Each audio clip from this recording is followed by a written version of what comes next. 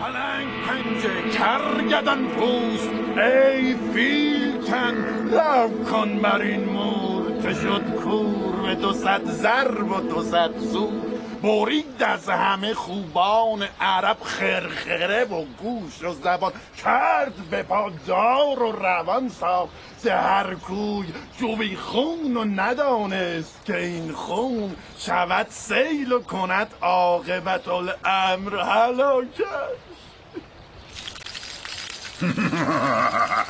خیز کرده از حیبت تن لرزان شماست پهلوان ما به تنم سیخ شده دستاشم خیس شده ما به تنم سیخ شده دستاشم خیس شده ما به تنم سیخ شده دستاشم خیس شده.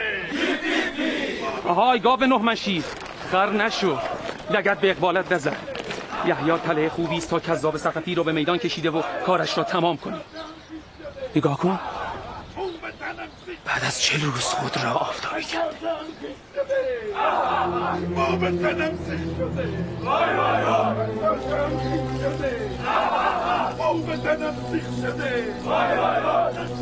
من هنوز از جانم سیر نشدم.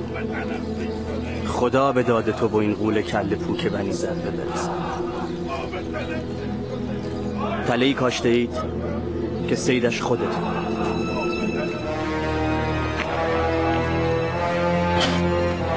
بی پدر خانه.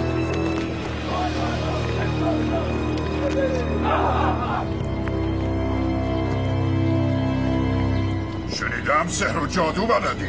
پس عصای موسایت کو کذاب. من و عصای موسی چه اداها چه غلطها سحر و جادو بلدم اما نه در حد شما.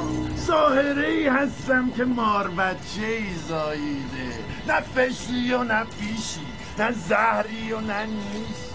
موسا عصا شمایی به سان اژدهایی آمده ای مرا بخوری.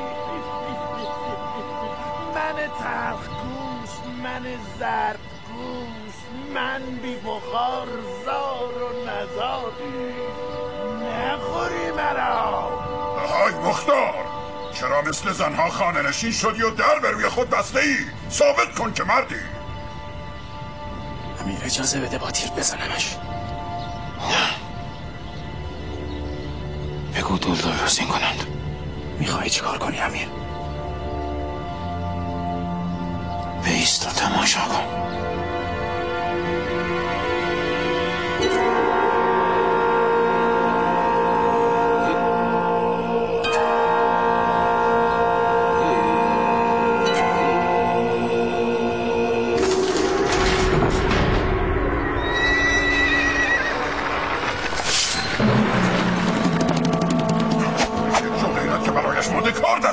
کشتن مختار افتخاری است که نصیب هر کسی نمی شود. حاضر یحیی